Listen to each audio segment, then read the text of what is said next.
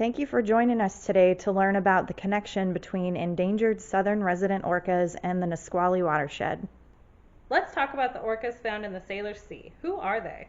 Well, I'm glad you asked. There are two distinct orca communities who use the Salish Sea to find food. Bigs, or transient orcas, hunt for small marine mammals like seals, sea lion, and porpoise. The southern residents are fish-eating orcas, preferring salmon. Chinook salmon is actually their favorite, which makes up most of their diet, but they also eat chum, coho, and steelhead. I didn't realize there were two types of orcas in the Salish Sea. How are their populations doing? The Bigs orcas are currently a thriving community with plenty of food resources, while the southern resident orcas are critically endangered and struggling to get enough of the salmon they rely on.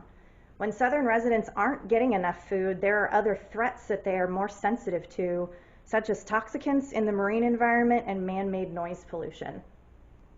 Is their food source the only thing that makes them different from one another?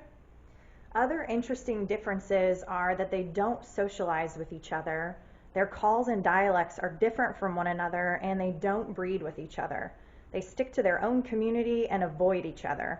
Their culture, including what they eat, is passed down from their mothers and grandmothers, and that teaches each orca who they are and who they associate with.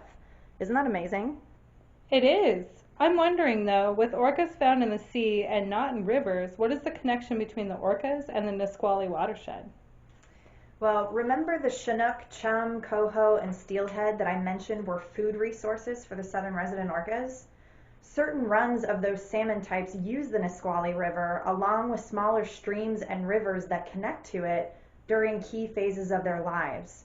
These salmon begin life as freshwater fish, migrate out to the ocean to become adults, and then return to the very same part of the river they were spawned from to spawn the next generation in a continuous cycle.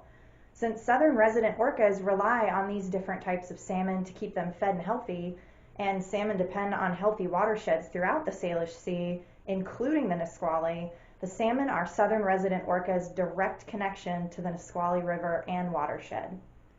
I see. So tell me, are there certain times of the year to expect the salmon returns and to possibly see the southern resident orcas that are looking for those salmon?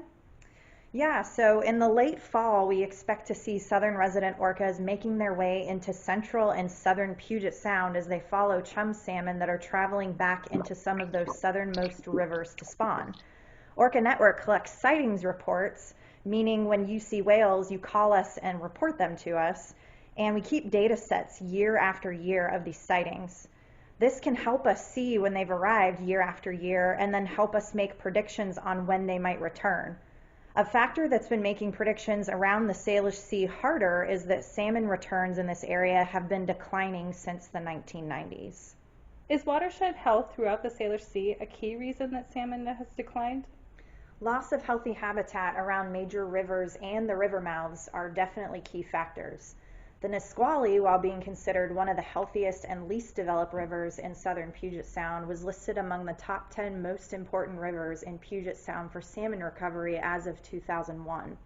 Some good work has been done in the Nisqually watershed and will need to continue, but there are also lots of other watersheds connected to the Salish Sea that need to restore habitat and salmon too. Are there things that concerned people can do to help? There are. We've put together an activity sheet that explains how to report whale sightings to Orca Network and what observations are the most important.